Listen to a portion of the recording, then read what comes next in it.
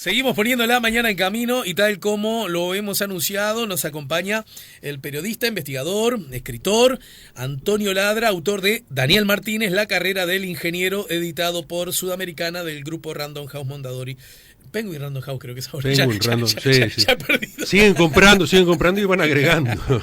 Bueno, Antonio, buen día, bienvenido. Buen día, Alejandro, ¿cómo estás? Muchas gracias por la invitación. Gracias a vos por aceptarla. Lo primero que quiero decir es que me gustó mucho el libro.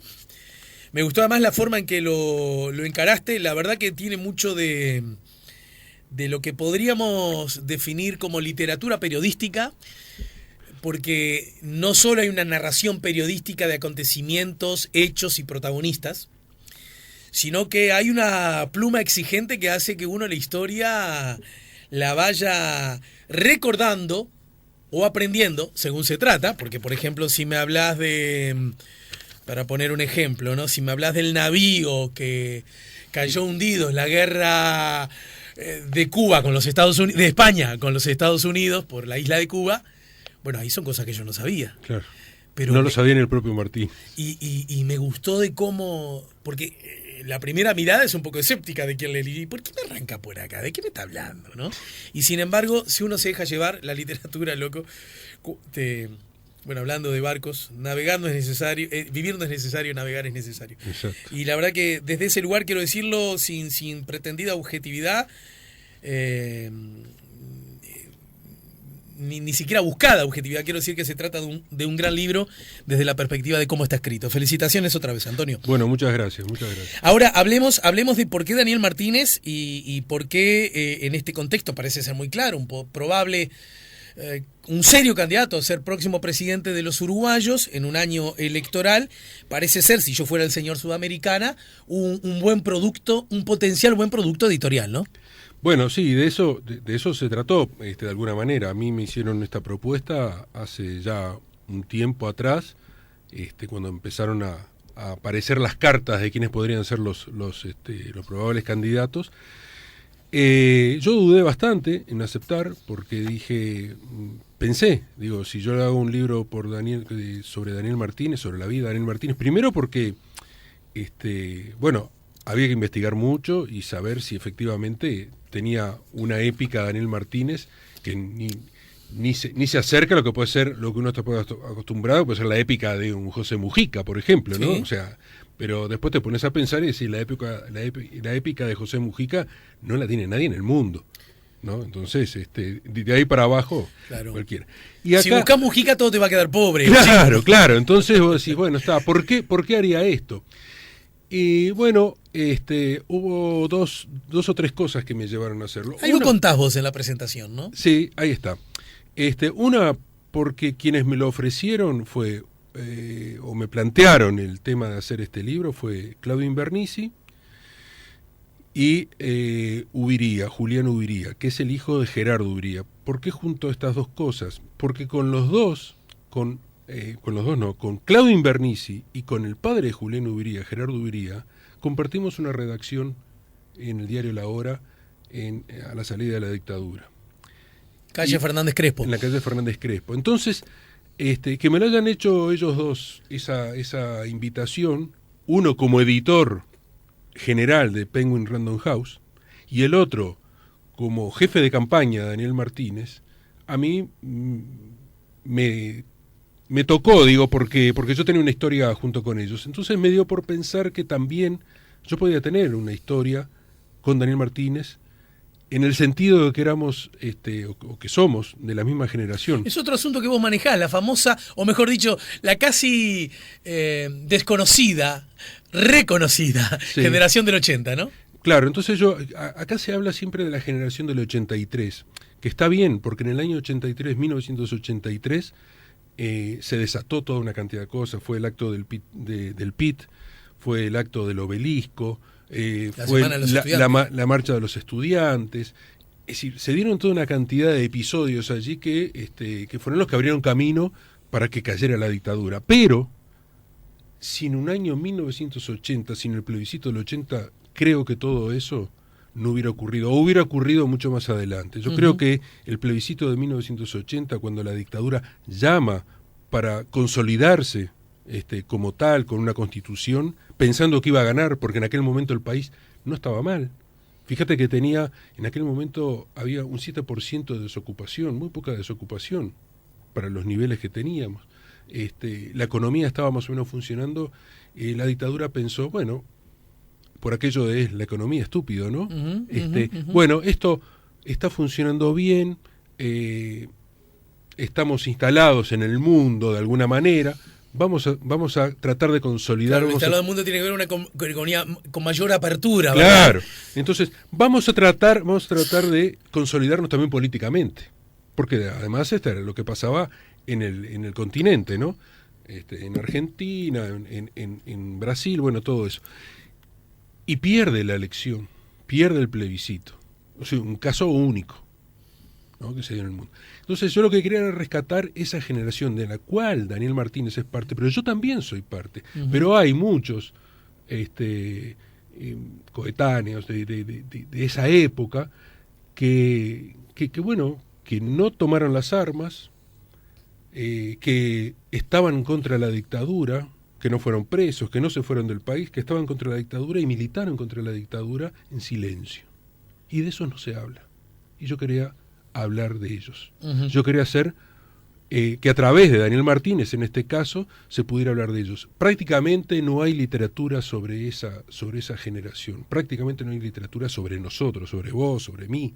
Esa generación que hacíamos pintadas, pegotines, cosas que las hacíamos bien por la nuestra, sin encuadramientos políticos casi, porque no lo teníamos, porque nos era difícil llegar, y nos arriesgábamos a todo eso. Entonces quería contarlo, y me vino bien esto, por eso yo lo agarré el tema.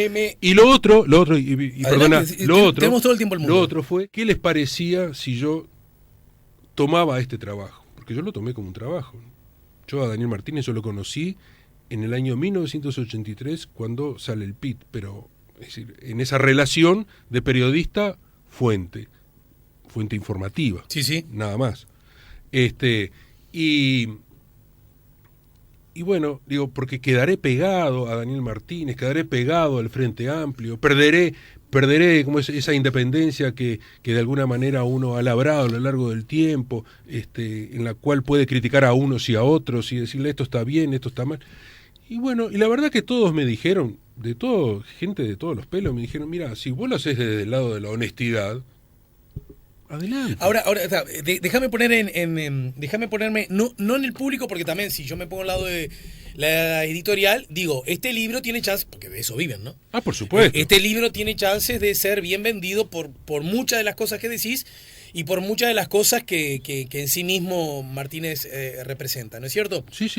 Pero también desde ese lugar, parte del público, y no necesariamente que esté muy implicado en la contienda electoral, ni mucho menos, uno puede pretender, mirá, si vos haces un libro, porque además curiosamente salieron muy cerca el libro sobre la calle Pou, y el libro sobre del Martínez.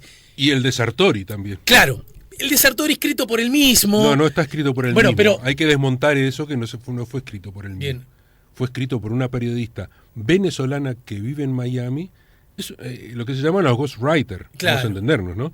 Y que después él lo revisó, él le dictó todo, ella escribió y después él revisó, pero no lo escribió él. Bien, necesito, porque sobre ese dato no tengo información, porque curiosamente no me ha llegado el libro y yo tengo mucha llegada. No, yo lo digo como periodista, sé que es así. Pero pregunto, ¿la firma de quién es? No, la firma de Sartori. Bueno, a eso me refiero. Está. Sí, pero no lo escribió él, claro. No, está bien, como el libro de Hillary Clinton o de la mujer de Obama, que dice que el libro de la mujer de Obama, no me acuerdo cómo se llama, las memorias de ella, pero que no la escribió ella, pero tampoco aparece la firma de quién la escribió. Pero en todo caso eso forma parte de una práctica habitual. Sí. No es ni de ahora. No. Y que en todo caso uno, está bien, si conoce ese dato, es mejor, porque siempre si más datos tenés, por supuesto, es mejor. Claro. Pero en todo caso, uno tiene el derecho de decir, este libro lo escribió el que dice que firma, ¿no? Claro, sí. Del mismo modo se dice que hasta muchas cosas que Shakespeare firmó no las escribió él, ¿verdad? Claro, sí. Pero en todo caso yo tengo derecho a decir que Hamlet es de Shakespeare. Sí. Y allá vendrá uno a decirme, mirá que justo Hamlet, esa en le escribió el mayordomo. Yo me refería a eso, pero está claro. Ahora, en el caso de estos dos libros, que por eso yo los separaba al de Sartori, porque tienen una condición que es que sobresale, y es que son los dos individuos que viven en esta tierra que por distintas razones al día de hoy más chances tiene, o en uno o el otro, es el presidente de la República. Es cierto, es cierto. Sobre eso no nos podemos hacer los sutiles. No, Ay, para bueno, nada. no sé, hay que esperar que se juegue el partido. Son los que más chances tienen, no estamos diciendo que sea. Yo ya te digo, van a ir al balotaje, Bien. Daniel Martínez y la calle Pou. Bueno, en ese contexto también existe el riesgo, que quizás pegado a lo que vos decías, que como periodista, que además ha generado un prestigio y una trayectoria, seguramente lo tuviste, es, puede aparecer y puede parecer que forma parte, un ingrediente más, de una operación de carácter propagandístico político, sacar un libro del candidato, como lo es el de Sartori, es así, Sí. ¿verdad? Entonces, ¿en qué medida, con qué fundamento, en tu caso, Antonio, nos podés hacer creer que en efecto no forma parte de una operación, lo que no significa que a lo mejor para Daniel Martínez termine siendo una buena noticia? ¿Se entiende la Sí, distinción? sí, te entiendo perfectamente y es y está bien la pregunta, y es una pregunta que me hice yo también. Y una de las condiciones que yo puse en la editorial, ok, yo tomo este trabajo, pero yo investigo todo. Y capaz que acá en el camino sale algo que a Daniel Martínez o a la gente que lo rodea no le gusta, entonces ahí la editorial tomará la decisión de si lo publica o no. Porque en verdad este libro no es la biografía oficial de Daniel Martínez, sino una investigación sobre Daniel Martínez. Te voy a decir más. La primera parte del libro, que está donde reconstruyo cómo fue todo aquel camino en el cual Daniel Martínez quiso ser candidato a la Intendencia de Montevideo y no lo pudo ser por diferentes circunstancias. Diría que es casi un dossier periodístico en sí mismo ese capítulo. Sí, Es perfecto de punta a punta cómo está contado. Yo me llené de información que no tenía. Y supongo que hasta el momento, toda acumulada, no lo había publicado nadie, ¿no? Claro, no, es que yo me sorprendí y fue así. Esa parte, cuando yo le dije a Daniel Martínez, pues yo voy a investigar esto, cómo ocurrió, porque él se negaba a darme información. Es más, él no me habló del tema. Todo lo que hay ahí fue lo que yo investigué. Y queda claro el comportamiento político del Frente Amplio, de cómo se manejó eso en el Frente Amplio, lo cual no creo que para el Frente Amplio sea como sea bueno, porque es a la escala uruguaya es un pequeño House of Cards. Claro, es que yo en realidad, justamente por eso me apoyé. Entonces eso es un mentís. Claro. Si hay una forma que desmiente que esto forma parte de una operación, ponele, vamos a hilar fino o no, vamos a cortar grueso en realidad. De esa narración de los hechos, yo como lector entiendo que Daniel Martínez sale bien parado. El que no sale bien parado es el partido que va a llevar a Martínez como candidato a la presidencia. Exacto. Que cualquiera sabe que en todo caso esta segunda lectura es peor, ¿no? Sí, claro, porque necesita Entonces, a mí me pareció interesante que hayas arrancado por ahí, porque me parece, yo no sé si fue objetivo o fue inconsciente, que fue una forma de decirles a propios y ajenos, a los que simpatizan por esta candidatura y por este partido, a los amantes de la buena literatura periodística en general, a los ciudadanos todos, a los que de cualquier manera van a votar al Frente Amplio y a los que de cualquier manera nunca jamás van a votar al Frente Amplio. Yo creo que haber arrancado por ese capítulo le dio a este libro credibilidad.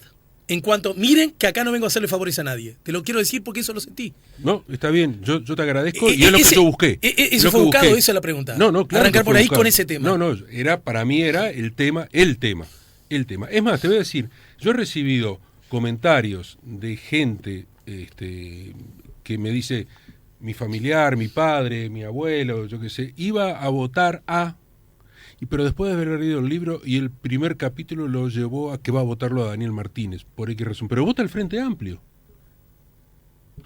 ¿Cómo? Es decir, a veces a mí me queda claro. como esa cosa de decir, pero vos viste cómo funcionó todo el mecanismo, ¿no?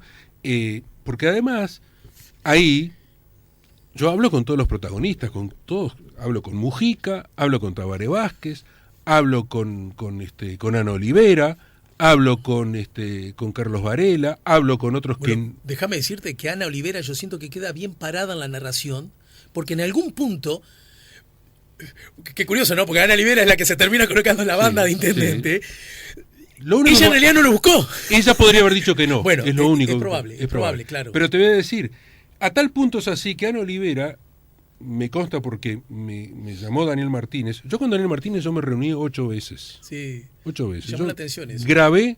Que no fueran tantas, pensé que No, pudieran ser. grabé 8 horas más o menos. Fueron intensas, realmente. Porque también él tenía su agenda muy cargada, no sé cuánto. Entonces yo concentré, yo ya cuando iba todas las veces me reuní en la casa, salvo una vez, que lo hice ahí en la intendencia, después siempre fue en la casa, 1 hora. Hablas de la casa también en el libro. Sí, claro, sí. 1 hora y a todo trapo, ¿no? Yo sabía lo que quería, yo quiero esto y esto, ¿no? Vamos a hablar de esto, vamos a hablar de tu paso en ANCAP, vamos a hablar de esto, ¿no? Bueno,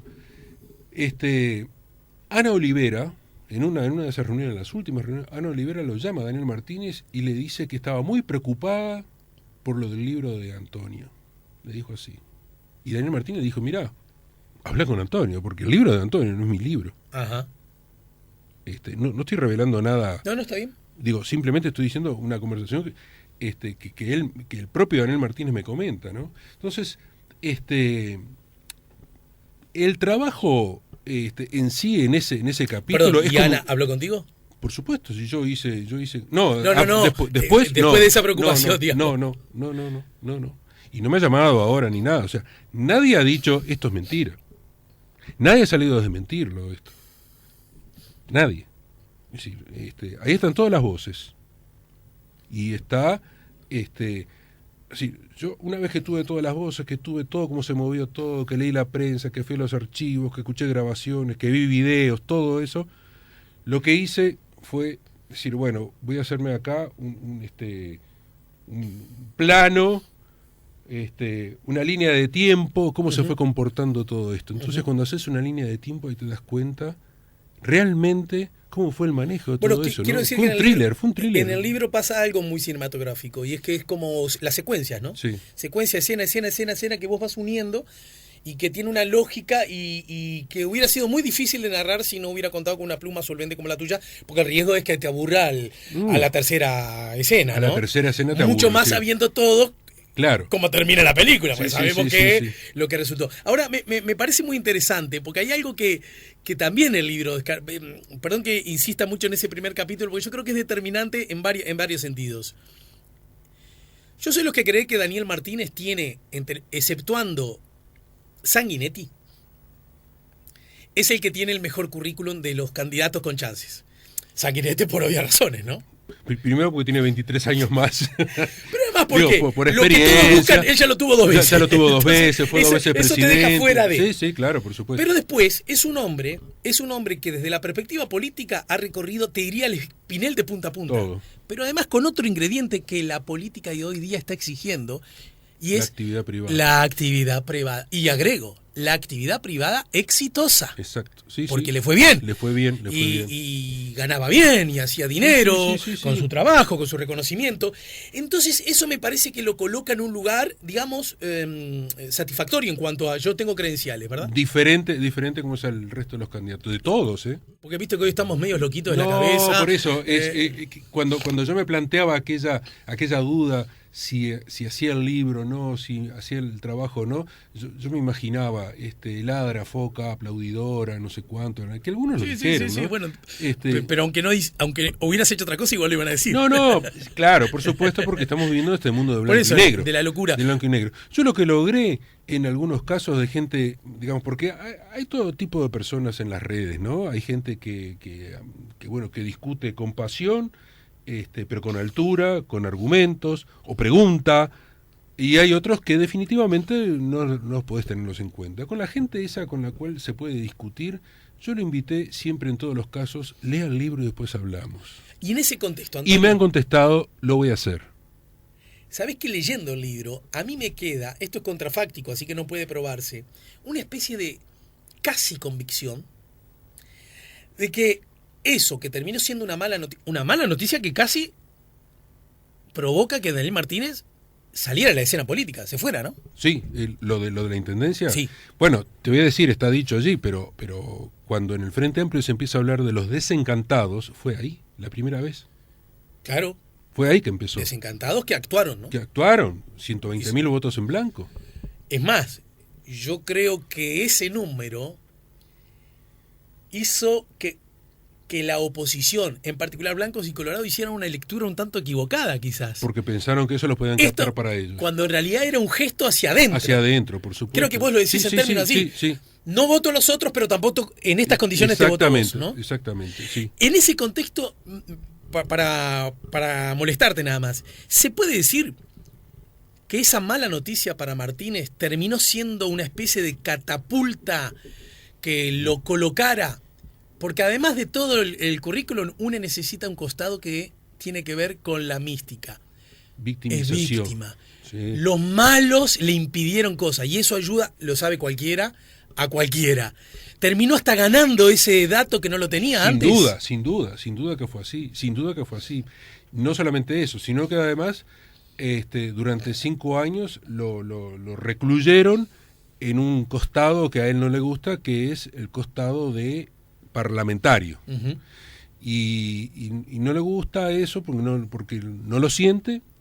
Entonces él se dedicó, por ejemplo, trabajó con el tema de cárceles, trabajó con el tema de diferentes comisiones, presidió comisiones de todo tipo, cosas que muchas veces el político tradicional le escapa, ¿no? Porque eso quita tiempo, y él, sin embargo, se metió en eso. Y eso le dio una visibilidad en el interior del país, por ejemplo, recorrió el país. Insiste mucho, yo ya lo recorrí al país.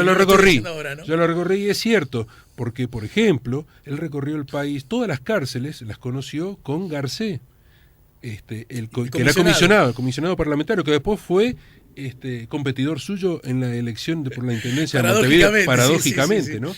Y entonces, eso le llevó un conocimiento de un estrato de la sociedad que él no lo conocía, porque no nos olvidemos, Daniel Martínez no es de un barrio privado, ni nada por el estilo, pero es del barrio La Mondiola, de Punta Carreta, de Pocitos, de colegio privado, de colegio católico. Es decir, hay un componente de una clase media acomodada sí.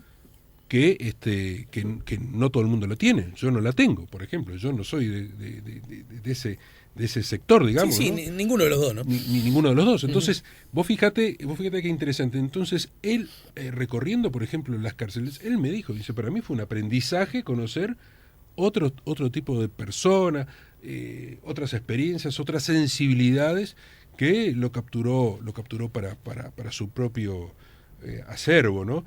Él tiene una característica que es un tipo atropellado, sí, ¿viste? Quiere hacer 20 cosas a la vez, pero que escucha, lo que no sabe escucha y aprende rápidamente. Eso puede ser bueno, malo, todo eso, pero bueno, son características que tiene. Quizás no tiene el caudal intelectual que puede tener un Julio María Sanguinetti en cuanto a otros, porque es ingeniero también. Y los ingenieros son binarios. ¿Por eso elegiste el subtítulo ese? La carrera del ingeniero. Sí. Mirá, ¿Fue tuyo o de la editorial? No, fue mío, sí, fue mío. Pero porque la carrera del ingeniero tiene varias lecturas. Varias lecturas, sí, tiene varias lecturas. Pero lo que voy a los ingenieros en general son binarios, ¿no? Son tipos que si bien tienen su sensibilidad, todo eso, pero digamos, hay aspectos de la vida cultural que no les atrae. Yo no sé, yo no lo escuché a Daniel Martínez en ningún momento en todas las charlas que tuve que me hablara o no me habló en ningún momento, yo qué sé, de un cuadro, de un pintor, o decirme, mirá, ¿sabés qué? Estuve leyendo un libro, aunque él lee mucha historia y todo eso, pero estuve leyendo un libro y me interesó el Bosco, por decirlo. Cosa que Sanguinetti sí te lo puede decir. Sacá a Sanguinetti, no sé si no te queda bueno, está bien, la lista. Está bien, pero te quiero decir que hay esa cosa que no tiene. Te hago una pregunta y le seguimos charlando luego de la pausa. Y tiene que ver con que el gobierno del Frente Amplio accede con un Tabaré Vázquez, luego de acumulación de derrotas, ¿verdad? Vos hablás también de ese asunto, ¿verdad? La derrota, el fracaso, citando al propio Tabaré, que termina generando esa resiliencia y esa... Eso es lo que me dice Tabaré sobre Daniel Martínez. Sobre el propio Daniel, ¿no? Sí. Que me pareció muy interesante porque además Tabaré sabe bien de lo que habla, porque si bien empezó de primera Pero- haciendo un gol, la intendencia. Sí, después la remó. Eso. Sin embargo, cuando accede al gobierno del Frente Amplio con Tabaré como presidente de la República, Tabaré Vázquez era el jefe del partido. Sí, No había ninguna duda. No había ninguna duda. Para la segunda, Mujica no era el jefe del partido, pero sí era un tipo, un fenómeno El brujo político, de la tribu. además de carácter, como dijiste vos, mundial, Exacto. planetario. Sí, sí. Entonces, es más, ya se notó que para esta tercera presidencia del Frente Amplio, la segunda de Vázquez, ya hay un Vázquez más debilitado. Totalmente. Un Vázquez, no solo un partido con menos agenda, sino también un Vázquez con Y desde el momento que Constanza Moreira lo sale como a retar de alguna manera, aunque ya se sabía que iba a perder, pero de alguna manera fue duro para él. Martínez, presidente del Uruguay por el Frente Amplio, un Frente Amplio al que tuvo en un momento totalmente, estuvo peleado con todos, te diría hasta con la mitad de su partido, en alguna medida. Después, con el PP, ni hablar. Con el Frente Liber Sereñi, que termina sacándole el apoyo, ni hablar. Generando, con la mitad de su partido, ortodoxos, renovadores, incluso gente que le reprochaba que hubiera primero aceptado la candidatura a la presidencia y después que se hubiera bajado de la candidatura a la presidencia. Sí. Eso está muy bien narrado en el libro, te felicito otra vez. ¿En qué medida eso no le genera, yo creo, fortalezas para los que se sienten del Frente Amplio o de izquierda, que no quieren pasarse a la centro-derecha, pero que sienten que el proyecto Frente Amplio necesita de un nuevo impulso? Sí. Pero a su vez, la idea de que, este con la tribu, este con el aparato, que ya se lo cocinó una vez, no va a poder. ¿Dónde estamos parados según tu lectura y según se desprende el libro luego de la pausa? Dale. Estamos con Ladra, estamos poniendo la mañana en camino. Seguimos poniendo la mañana en camino, estamos conversando con Antonio Ladra, él es periodista. Una cosa que no dijimos, Antonio, de las razones que motivaron, y te cito a vos como fuente, así que la fuente es buena, Sí. que motivaron que vos agarraras este laburo, que repito, ha quedado muy bien, es que justo el ofrecimiento te lo hacen quienes vos ya dijiste, y la Sí. importancia que para vos tenían, pero que también estabas con poco o sin trabajo. Sí. Sí, Porque quizás en otra coincidió. coyuntura, más en la ola, con menos tiempo libre, andas a ver, ¿no? Y como venía trabajando en el canal con el programa periodístico y con el noticiero Estamos hablando de Canal 12, Código País, y Telemundo. y Telemundo, a mí me quedaba muy poco espacio para poder acometer un trabajo de este tipo, que de verdad me llevó en términos de tiempo, me llevó poco tiempo, pero fue muy intenso, porque fueron 8 o 9 meses en los cuales investigaba y escribía, y entonces iba acumulando cosas, pero de verdad no fue mucho tiempo quizás, pero tuve que hacerlo intensamente porque tenía plazos también, ¿no? Claro, sí, claro. Entre otras cosas, los plazos electorales. Porque además la idea era que saliera ante las internas, me imagino. Para que, Sí. Si yo soy la editorial, lo que Sí, tengo fue lo que me dijeron. En el primer Fue lo que tramo me del año ya pidieron, tiene que claro, estar, ¿no? fue lo que me pidieron, ¿no? Bien, te dejaba planteada la pregunta antes de la pausa. Uno, después de leer el libro, medio que queda con la duda de si esa especie de independencia que tiene Martínez, haber sido el muchacho rebelde y perjudicado por el aparato, le da como una mirada, si querés, distinta y con cierta independencia que puede jugar a favor, pero también la idea de que ya una vez tuvo a todo el Frente Amplio y a su aparato en contra, también le puede generar debilidades potenciales. Sí, es cierto lo que vos decís, y es un tema que él lo tiene muy presente, todo eso. A ver, Daniel Martínez no es un líder como lo fue en su mejor momento, el mejor Tabaré Vázquez, como dice la Reñaga ahora, ¿no? Yo le gané el mejor Tabaré Vázquez. No es un líder a la usanza de Tabaré Vázquez, no es un líder... No, yo perdí con el mejor Tabaré Vázquez. Yo perdí, fue la mejor votación Sí, claro. del Partido Nacional con el mejor Tabaré Vázquez, eso es lo que dijo, perdón. No es un líder como Tabaré Vázquez, no es un líder como Mujica, un líder como puede haber sido Danilo Astori dentro de su sector.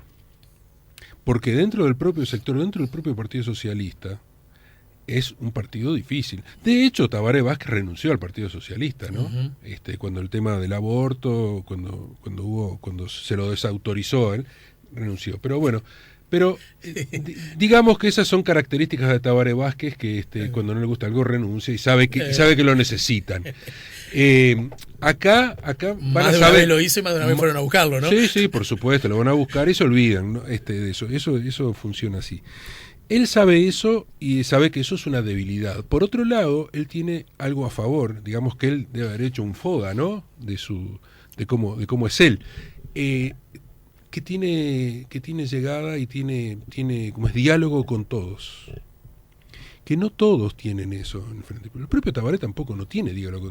O sea, Tabaré Vázquez tiene diálogo con la gente, o porque él es el presidente de la República, pero si fuera por otra cosa, no lo tiene. Y sin embargo, Daniel Martínez, más allá de los fuegos de artificio, las cosas que pueden salir en los medios, él conversa con Luis Lacalle Pou, conversa con Larrañaga, conversa con el propio Sanguinetti, es decir, él tiene llegada a todos ellos. Tiene llegada también a estructuras medias, y yo creo que él, a su vez, de alguna manera está generando dentro del Frente Amplio una necesidad de que él puede ser el próximo presidente y el Frente Amplio lo va a necesitar, porque de hecho hay una cosa que yo creo que va a ser el presidente de la República. ¿Vos crees eso? Yo creo eso. Mira, te me adelantaste una pregunta que te iba a hacer. ¿Sabes por qué creo? Seguramente te habrán hecho tantos colegas. Sí, no, pero lo digo, yo creo que va a ser el presidente porque van a ir al balotaje, va a ir con Lacalle Pou, y creo que aquellos que están indecisos, que la mayoría de los indecisos son de izquierda, y que están indecisos por dos lados, por indecisos o enojados por izquierda e indecisos enojados por derecha.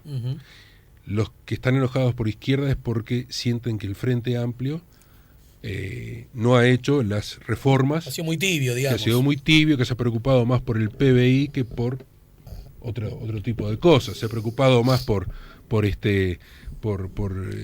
tener los números bien con los organismos internacionales que por la gente. Y hay otros de clase media hacia el otro lado, quizás, que dicen el pequeño empresario, que dicen el Frente Amplio me metió la mano en el bolsillo para pagarle a estos vagos, que para bancar al Mides, no sé cuánto, que no laburan, que no hacen esto. Sí, eso lo hemos escuchado todos y sabemos que eso existe, y están enojados. Ahora, al momento de que tengan que tomar una decisión en noviembre en el balotaje, cuando vean que a Lacalle Pou lo apoya un Manini, por ejemplo, o lo apoya un Novik, esa sensibilidad de izquierda que siguen teniendo les va a decir, bueno, si tenemos que optar entre esta cosa A y B, blanco o negro, cerraré los ojos, pero voy a votar al Frente Amplio. Bien. ¿No? ¿Está bien? Y creo que ahí Daniel Martínez tiene para ganar, y tiene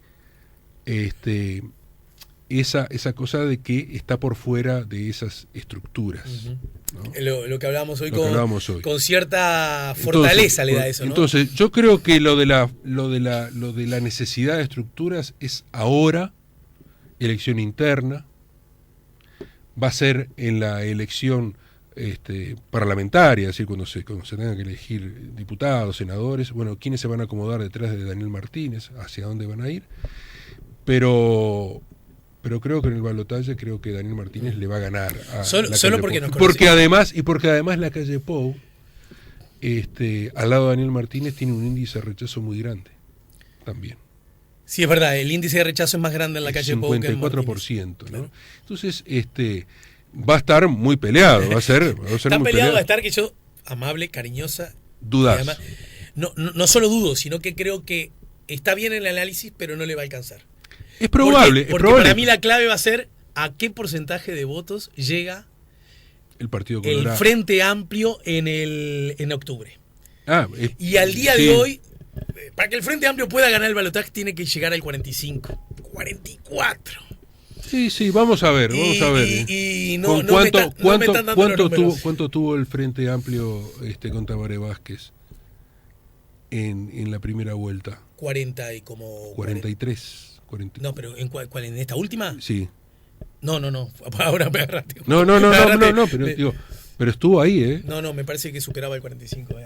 Ahora... Mirá que las encuestas a último momento, o sea, cuando aquello de que el mamado se despertó de la siesta, No, pero estamos hablando antes de la encuesta. No, estamos hablando de la encuesta. Yo digo de octubre, Sí. yo digo de octubre. Vamos a ver, El Frente Amplio 5 años atrás a esta altura tenía una intención de voto de casi 10% más de lo que tiene ahora. No, y te voy a sumar una cosa, que a mí me parece que también va a pesar, el clientelismo. Ajá.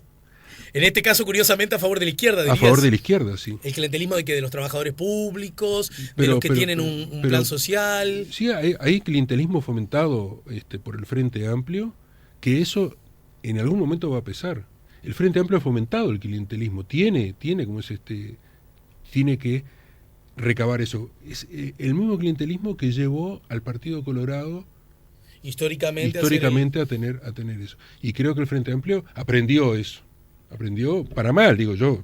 Yo creo que es para mal, ¿no? Pero creo que el clientelismo pesa. Mira que, bueno, lo bueno es que dentro de poco lo vamos a ver. Lo vamos a saber, sí. Pero me estoy jugando. Sí, está muy bien. Bueno, yo también me estoy jugando. No, está bien, pero está bárbaro. En el foco, yo estoy diciendo pero está bárbaro. Mi favorito en la calle Pau. Pero está bárbaro tener que jugarnos a eso. Pero además estamos diciendo sobre cosas, no es que un día me levanté y tiré cualquiera. Estamos hablando de cosas arriba de la mesa, que pueden tener distintas lecturas, pero nada que alguien diga, ay, qué raro este análisis. No, hay un dato muy interesante que curiosamente está en los dos libros, en el libro de la calle Pou y en el libro mío, que es la relación de la calle Pou con Guillermo Chiflet. Exacto. Que yo hablé con la calle Pou sobre eso. Yo lo llamé. Yo no sabía que estaban haciendo un libro sobre la calle Pou. Lo llamé para saber si efectivamente era así. Claro. Y me contó por qué razón él tiene esa relación privilegiada. Sí, lo reconoce como un maestro. Sí. Que realmente es muy interesante. Él me cuenta en la calle Pou, me cuenta que cuando él era diputado, que no tenía la menor idea de nada, dice que se le apareció una votante de él, de Canelones, de Cerrillos, si no me equivoco, para decirle, mire, tengo a mi hijo preso en la cárcel de Canelones, tiene determinado problema, necesito ayuda, él no sabe para dónde agarrar, y recuerda, contado por la calle Pou, me lo cuenta a mí, recuerda que Chiflet había hablado de las cárceles en el plenario. Entonces él dijo, bueno, Chiflet habló de las cárceles en el plenario, le voy a preguntar a él. De última, son compañeros de trabajo, ¿no? Es que son compañeros de trabajo, exacto. Entonces fue hasta el despacho de Chiflet, mejor dicho, pidió una audiencia con Chiflet, fíjate todo el ceremonial, de alguna manera, ¿no? Porque eso habla de respeto también. La calle Pou pide una entrevista con Chiflet y le dice, mire, me pasa esto y esto. Chiflet dice, la calle me dice que Chiflet lo recibe. ¿Qué necesita joven legislador nacionalista? El joven legislador nacionalista, con esa cosa ceremonial que tenía. Sí, formal. Formal de Guillermo Chiflet. Y él le cuenta cuál era, le dice, bueno, vamos a buscar una solución. Y trabajaron juntos para buscar una solución a esa ciudadana blanca, esa votante blanca de la calle. Exacto. Y a partir de ahí se genera una relación. Y se han encontrado Guillermo Chiflet, la calle Pou con Daniel Martínez en los cumpleaños de Guillermo Chiflet. Exacto, que además habla de algunas características que yo las adjetivo como muy buenas de nuestra política y de nuestros políticos, ¿no? ¿Sabés lo que le dije a la calle Pou cuando me comentó eso? Porque esto yo me enteré porque me lo cuenta Daniel Martínez. Me dice, ¿sabes a quién me encontré? Así, me dice. Yo quedé medio sorprendido, ¿no? Por eso yo quise hablar con la calle Pou.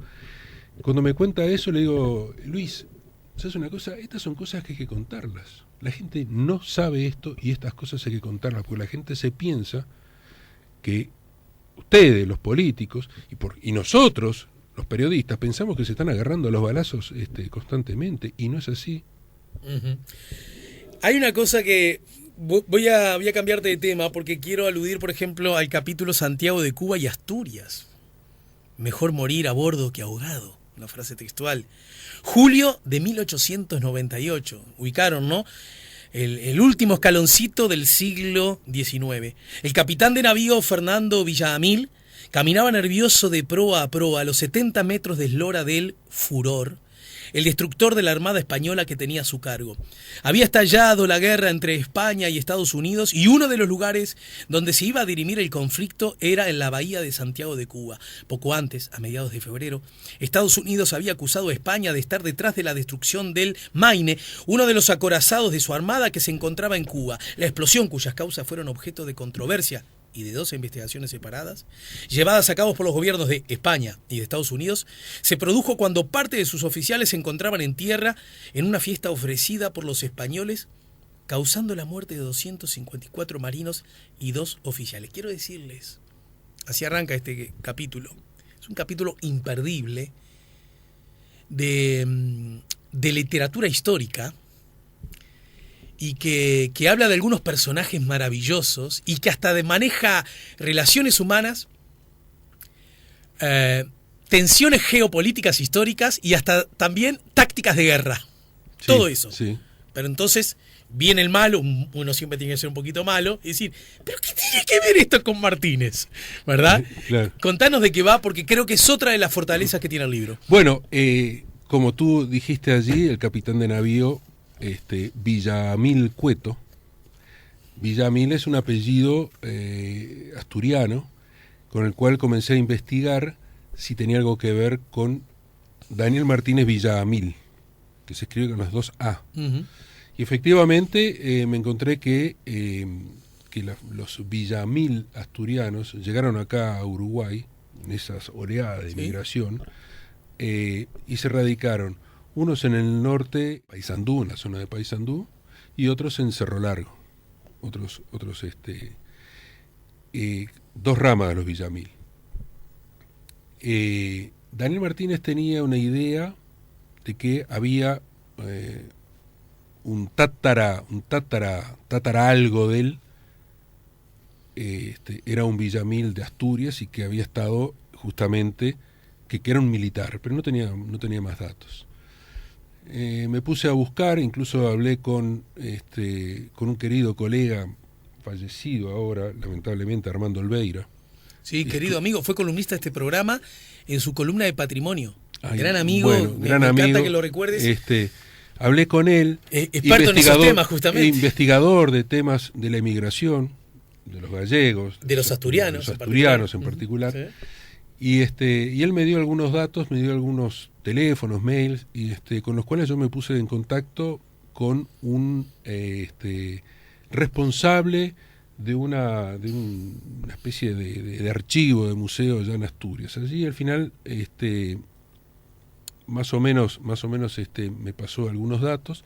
Daniel Martínez con su esposa habían visitado ese museo anteriormente, habían ido en busca justamente de esas raíces, le habían mostrado una serie de familiares, pero no tenía muy claro si efectivamente era este capitán de navío era familiar de él. A poco que seguí en conversación con este hombre del archivo allí de Asturias, me confirma que había una rama de los Villamil que sí, que había venido acá, y después investigué qué fue lo que pasó aquí.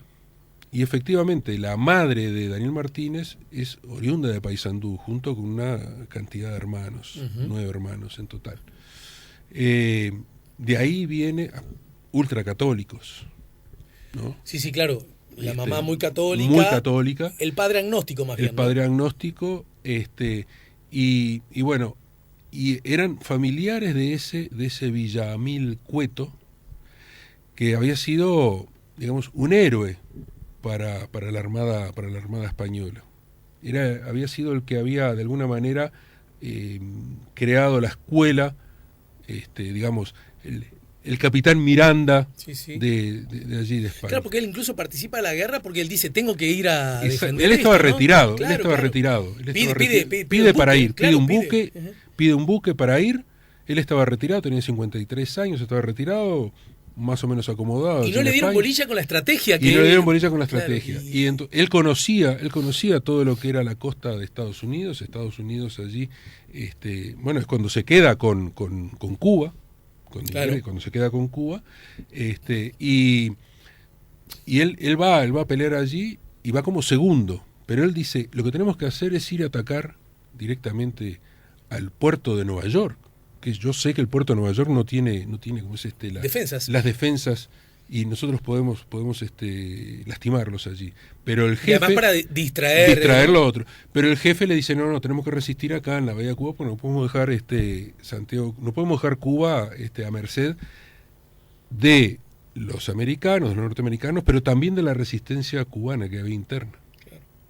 Entonces ahí España estaba entre las dos cosas. Entonces decidieron quedarse y bueno, la armada de Estados Unidos destruyó la armada española que estaba sentada allí en 3 horas. Le hacen un monumento después, ¿verdad? Después, iniciativa popular. claro, después en Asturias le hacen un monumento por iniciativa popular a este hombre, porque nunca encontraron el cuerpo tampoco, ¿no? Quedó ahí en la bahía. ¿Martínez sabía algo de esto o no? Algo sabía, pero no tenía bien claro todo eso, no lo tenía bien estudiado. ¿Qué te dijo Martínez del libro? Él quedó sorprendido por 2 cosas, esa y lo otro que era lo que tenía que ver con la familia del padre de él, que también es muy curioso. La familia del padre, porque él es ciudadano francés, Daniel Martínez, ¿no? Sí. Tiene ciudadanía francesa, lo cual también... De hecho, habla en francés con el vietnamita, ¿no? Que va a firmar el libre acuerdo con Estados Unidos. Eso es una anécdota que hay, que está maravillosa. Pero cosa que ha generado mucho interés ahora, a partir del libro, en el Ministerio de Relaciones Exteriores de Francia. Me consta que muchos libros de estos han ido allá con informes de la Embajada de Francia. Bueno, convengamos que Francia, Sanguinetti, el vínculo con Francia siempre ha sido muy explícito. Sí, pero ahora tener un ciudadano francés... Digo, Tabaré Vázquez, sí, claro, que ha estudiado allá, y ahora... Pero un ciudadano francés para ellos... y agrego otra cosa, ¿y qué te dijo cuando hablaste de la masonería y su condición de masón?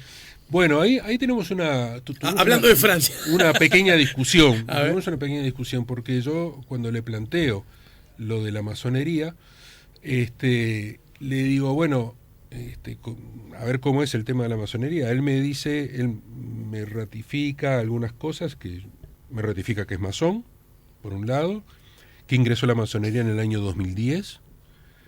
En las razones por las cuales ingresa me dice que bueno, que la masonería tiene una estructura de pensamiento acorde a lo que él pensaba, etcétera, etcétera, pero que él pidió que cuando ingresaba que no hubiera nada, ningún favoritismo ni nada, porque eso es lo que históricamente la masonería ha mostrado, y que él no estaba de acuerdo con eso, y que le dijeron está todo bien. Y yo siempre le dije, y él me dice que no es así, que lo que me está diciendo es cierto. Yo no le estoy negando que lo que me dice es cierto, pero digo que hay cierta dosis de ingenuidad o naif en su respuesta. Yo no le creo. Yo creo que hay algún otro interés en haber ingresado a la masonería. Eso es lo que el periodista, escritor le dice. No, yo se lo dije. Incluso el día de la presentación tuvimos ¿cómo es no una discusión, simplemente dice, tú no crees en lo que yo te digo, pero es así. Digo, bueno, dice, pero... Lo que sí volvemos al dato objetivo, lo que sí se puede decir de Daniel Martínez, que se ingresó en el año 2010, sí. Ya era ingeniero, ya había sido...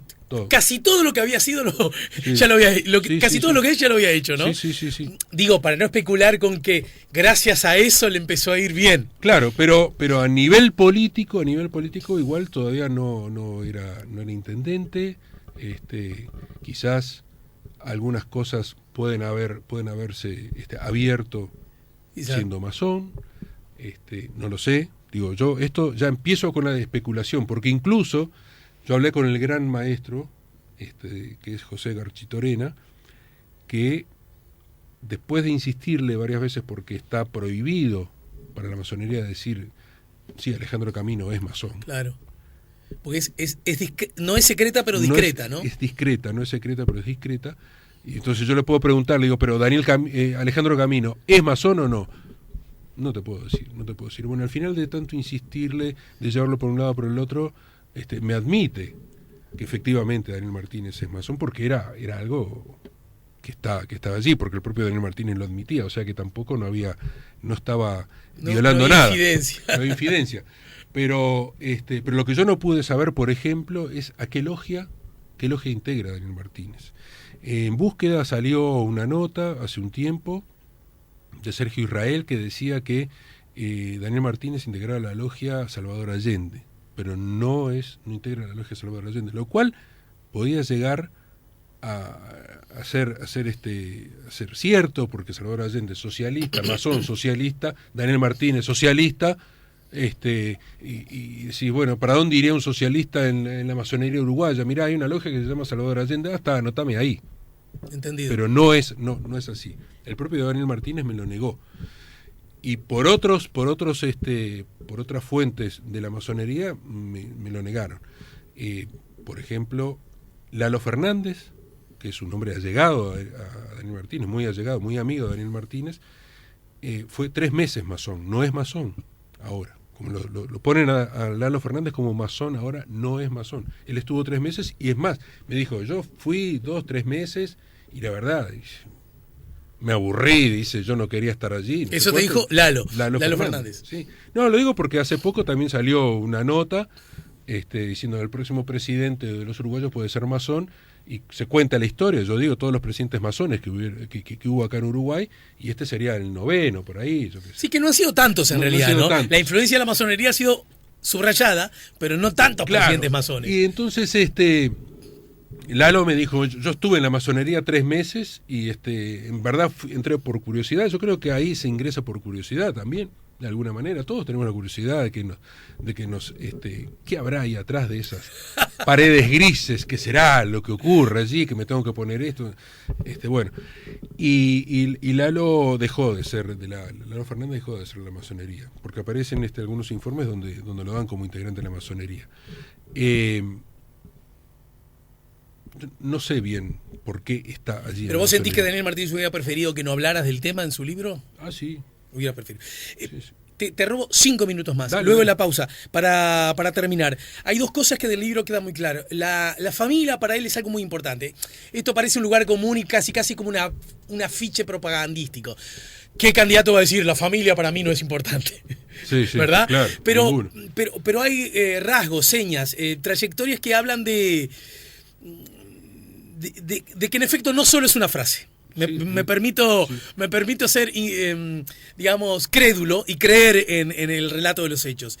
Y otro asunto que me quedó pendiente del anterior, decime, el MPP en general, pero yo te diría Mujica, más particularmente el Pepe, ¿tiene algo contra Daniel Martínez? Que hasta le ofreció darle apoyo a Danilo para frenarlo. Luego de la pausa. Estamos poniendo La Mañana en Camino. Seguimos poniendo La Mañana en Camino.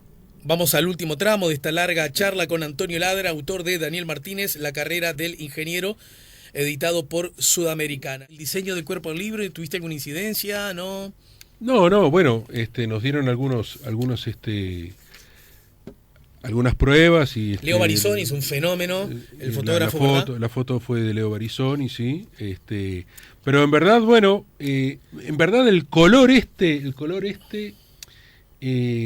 fue mi mujer la que dijo, mira, yo creo que tendría que ir por acá. Ella es arquitecta, entonces sabe de esto. Porque nos habían dado otros colores, había un verde más claro, era un verde muy Novik. Ajá. Después había un rojo, después era como muy era ¿cómo es? En otros colores. Bueno, en verdad, socialista verde, claro, pero en verdad como verde piedra. Sí, es verdad, es un verde. Pero en verdad también uno lo mira y en la portada la foto de Daniel Martínez cubre todo, ¿no? Sí, claro, entonces, casi en su totalidad. Lo único que está faltando allí es el auspicio de la yerba, ¿no? Porque está con el mate. En su mano izquierda sostiene el mate. Se ve parte del termo y el mate, ¿no? Un buen mate. Sí. Y en todo caso también noté que el diseño tiene como algunos tiene algunos dibujitos, unas guardas, unas estrellitas. Bueno, eso sí aparecieron allí. Yo en verdad nada, me pareció novedoso, lindo. Hay unos colgados en cada artículo con frases textuales. Sí, eso lo armé yo, quería que fuera así. Y si bien el libro está constantemente con referencias periodísticas diversas, algunas de ellas están como recuadradas, ¿verdad? Sí. Como que luce... Bueno, hay cosas que yo quería que fueran, digamos, lo que es en la prensa escrita, aquello del recuadro, ¿no? Ahí está. La nota central y el recuadro. Y de alguna manera eso es lo que fui haciendo allí. No, y después todo el trabajo de la impresión y todo eso hay en Mastergraph que realmente, bueno, son maestros en esto de la impresión de libros, ¿no? El libro también tiene al final algo que, bueno, para el público en general, pero admito que para quienes trabajamos en los medios de comunicación suele ser muy importante, es un índice de bibliografía, pero además de fuentes consultadas, ¿no? Claro, bueno, a mí me parece que eso de cajón. Lo que tiene además otra cosa allí al final, hay una parte que es una entrevista que le hice a Daniel Martínez, digamos con las cosas más, digamos, en clave de gobierno. Lo planteo así, bueno, ¿qué pensás hacer de esto? ¿Pensás de esto, de aquello, de aquello?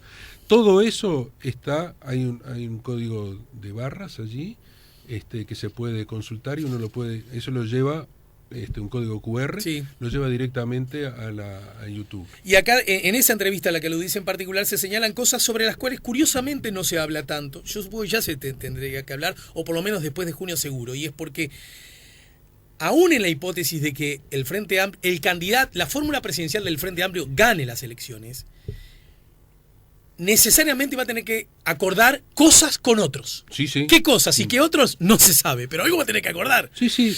Entonces acá hay una punta explícita que el candidato Martínez señala, y es que no veo posibilidades de acuerdos con partidos, pero sí con sectores, ¿no? Sí. Que es algo interesante, porque viste que se habla mucho del acuerdo que la oposición tendría que llegar para ganarle al Frente Amplio. Claro. Pero el Frente Amplio, si gana la elección, no va a ser con mayorías. No va a ser con mayorías, eso ya se sabe. Ya se sabe además que es impostergable tener que hacer determinadas reformas estructurales. La reforma de la seguridad social está sobre la mesa, abatir el déficit fiscal está sobre la mesa. Es decir, hay una cantidad de desafíos que tiene el próximo presidente, sea quien sea, que necesariamente va a necesitar del concurso de la otra parte. El país va a quedar dividido nuevamente en dos: la oposición y el Frente Amplio. Algunos más que otros, pero básicamente va a ser eso. Van a necesitar, va a ser necesario tender puentes uno con el otro para poder procesar esas reformas. Para terminar lo dicho, le meto un poquito de color. ¿Qué le pasa a Pepe con Martínez? Bueno, se lo pregunté explícitamente y él me dice que... Usted coincidirá conmigo que la pregunta aplica, ¿no? Por supuesto, sí. Se lo pregunté explícitamente y él lo que me dice es, a pesar de que son concuñados... No, con suegros. Con suegros, digo. Es verdad, lo contaste. Son con los perros. Con los perros. ¿Cómo fue contar esa es bien de increíble. Pepe también, ¿no? Sí, en una no sé si fue que Mujica visitó a Daniel Martínez. Mujica visita a Martínez. Visita a Martínez a la casa, cuando vivía... Daniel Martínez vivió por la zona del Puerto del Buceo, pero antes vivía por acá, por la zona del Buceo también, más recostado hacia, digamos, no tan cerca de la costa. Y allí tenía, con un fondo grande, tenía un perro que Mujica lo vio y le dijo, dice, pero y podría ser, podríamos juntarlo con el que yo tengo, que no era Manuela, era la otra perra que tiene. Y de hecho, ¿cómo se lo juntaron y tuvieron familia? Juntaron dos veces. Dos veces. Y parece que cumplieron con la patria, y con Mujica y con Martínez, y tuvo familia la perra de Mujica. Así que terminan siendo Martínez. Entonces, terminan siendo consuegros. Martínez te confiesa, vos sabés que con el Pepe somos consuegros. Son consuegros. Bueno, pero no, la pregunta yo se le hice concretamente a Mujica, le digo, ¿usted tiene algo con Daniel Martínez? Digamos, porque todo indica que no le gusta. Y en verdad, o que pasó algo, porque en verdad quien empezó a hablar de Daniel Martínez con posibilidades y proyectarlo fue el propio Mujica. Pero en algún momento en ese camino, esa cosa, ocurrió algún problema. Él me dice, yo no tengo problemas con Daniel Martínez, tengo problemas con el Partido Socialista. Uh-huh. A pesar de que la primera vez que voté el Partido Socialista, y que el Partido Socialista dio sus frutos, que de hecho, bueno, gran parte del MLN o de los Tupamaros salieron del Partido Socialista, claro, ¿no? Para empezar, Sendik, ¿no? Entonces, Sendik padre, fundador del MLN. Entonces, él lo que dice que él tiene esa cosa, aquello que como le dijo Alfredo García en Pepe Coloquios, ¿no? Dice, le gustan los cargos, una máquina de pedir cargos, máquina de pedir cargos. Y en la entrevista que yo le hago a Mujica, Mujica como que de alguna manera pone marcha atrás también en eso. Me dice, bueno, capaz que me excedí en todo lo que dije, no sé cuánto, pero él no me dice que no, que él me dice que con Daniel Martínez no es el problema, sino que el problema es con el Partido Socialista, aunque no aclara mucho tampoco las razones, ¿no? No, pero los gestos explícitos de José Mujica, explícitos e implícitos, para frenar a Martínez han sido muchos, ¿no? Yo te voy a contar una cosa que es la siguiente. Yo con Mujica, como con todos los que yo hablé, en general tuve enseguida receptividad. Por ejemplo, cuando quise hablar con Ana Olivera, ella estaba de viaje. Ella me dijo, mira, yo estoy de viaje, estoy en Francia, regreso, fue a ver a su familia, porque ella estuvo exiliada allá. Profesora francesa, ¿no? Profesora francesa, regreso en tal fecha. Digo, bueno, ok, yo me pongo en comunicación contigo cuando regrese. Cuando regrese le digo, bueno, si ya estás en Montevideo, si ya regresaste, me gustaría concretar contigo. A la semana me dijo, venite tal día, no sé cuánto me recibió. O sea, yo nunca tuve ningún problema. ¿En el Mides, por ejemplo, charlaron? Sí, en el Mides charlamos. Charlamos en el Mides, en el despacho de ella, donde me contó cómo ocurrió todo lo que cuando ocurrió. Se enteró que no iba a ser ministra. Cuando se enteró que no iba a ser ministra. O sea, me dijo, yo estaba acá, sentada acá, en aquella mesa vino fulano, todo. Bueno, o sea, fue como si yo viera una película ahí, ¿no? Porque eso es otra historia también, porque te habla de cómo Mujica se manejaba, ¿no? Cuando le dice a ella, vas a ser ministra, a la salida de una reunión ahí, bueno. Entonces, nunca tuve ningún inconveniente para conseguir las notas. A todos les decía para qué era. No era que yo iba a decir, mira, quiero hacer una entrevista, pero no, es un libro sobre Daniel Martínez que estoy haciendo, que me encargaron, bla, bla, bla, sobre tal cosa. Con Mujica no conseguía la entrevista. Hablaba con su secretaria, bueno, al final, cuando estaba resignado, realmente estaba resignado que no iba a tener la palabra Mujica y estaba pensando cómo iba a decir en este libro que no iba a tener la palabra de Mujica, después de tener toda la historia. Entendido. ¿No? ¿Cómo justificaba? Sí, tenía que explicarlo, tenía que dejar escrito allí, negro sobre blanco, diciendo... Tal día, intenté hablar con el señor José Mujica y no me fue posible. Sin embargo, me dice la secretaria en un momento, ¿sabés qué? Pepe va a hablarte. ¿Cuándo? Silencio de radio. Al otro día, un mensaje de WhatsApp, ya te agendé, pero ¿para qué fecha? Eso lo vamos a ver. Pero a mí se me venían las fechas. Entonces, un día dije, bueno, voy a llamarlo directamente, porque yo tampoco, yo quería ser muy correcto en todo muy esto. Orgánico. Muy orgánico, o sea, respetar los tiempos para que no quería ir y pararme en la puerta de la chacra a esperar si Mujica me atendía o no me atendía, porque no era el caso tampoco. Yo no estaba haciendo nada que fuera más allá de lo que es mi trabajo. Entonces al final empiezo a llamarlo a la casa, al teléfono de línea, y me atiende Mujica. Y le salté la yugular. Claro. Le salté la yugular. ¿Lo tuteás a José Mujica? No, yo no lo tuteo. Entonces, ¿qué le dijiste? Mire. Le dije, mire. ¿Soy ladra? Claro, ya la deben haber dicho, su secretaria. Y él me dice, sí, algo de eso hay. Y entonces yo no dejé pensar. Digo, tengo las preguntas acá, se las hago ahora. Yo no necesitaba ir a la chacra. Claro. Bueno, me dijo, tenés media hora. Tengo media hora. Ok, vamos arriba. Le salté la yugular así, ¿no? Y perdóname, ¿y grabaste? Grabé todo. Yo, en el momento que llamaba, Yo estaba trabajando, yo tenía como es el celular en el escritorio, tenía la computadora al lado, yo estaba trabajando, entonces cada 5 minutos llamaba y no me atendía nadie y se cortaba la llamada, ¿no? Pero yo tenía activado el grabador para esto, ¿no? Entonces hacía así. Empecé a las 10 de la mañana y me atendió a las 12 menos 5. Habrá dicho que me está llamando, No, ¿quién no sé, será? no, ¿quién será? No, pero capaz que no estaba, capaz que estaba entendido, sí. en otro lado. Entonces, cuando me atiende, bueno, hablé con él así, ¿viste? Y aparte, claro, tuve que ser casi telegráfico, pero duro en las preguntas, ¿no?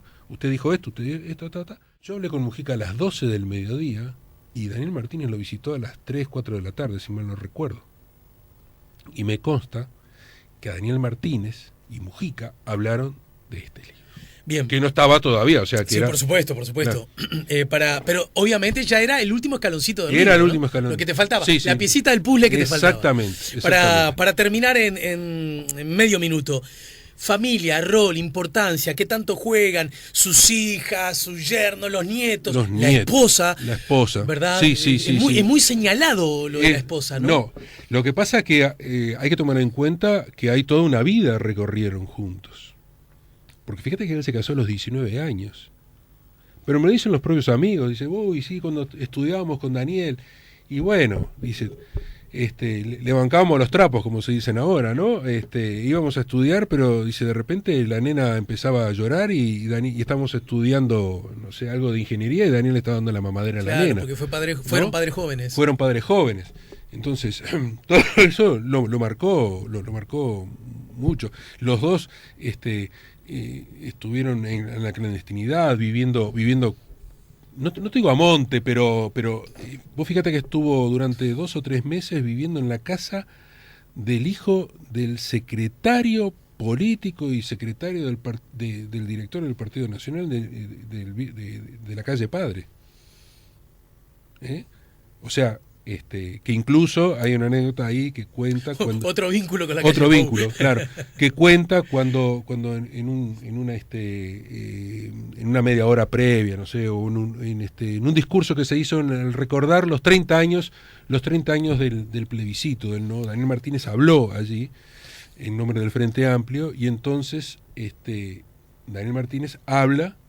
Dice, porque yo debo recordar y debo reconocer que mi carrera, y le debo mi vida de alguna manera, y el de Laura, mi mujer, esto y aquello, porque un secretario de la calle de Herrera, que era compañero de él en el Senado, claro, el hijo de él me tuvo escondido en su casa cuando había caído toda una parte de la dirección del Partido Socialista. Él era parte de la dirección del Partido Socialista clandestina.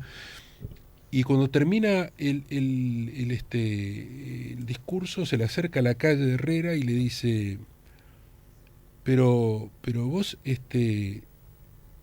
¿vos de quién hablás? Dice, del Fito Bermúdez. ¿Vos sos amigo del Fito Bermúdez? Sí, el Fito Bermúdez fue el que me tuvo. Dice, pero si yo hubiera sabido eso, te hubiera tratado mejor. Es cierto, sí. Típica salida, ¿no? Típica salida. Bueno, estimado Antonio, gracias por la visita. De verdad. Muchas gracias. Y otra muy vez, linda charla.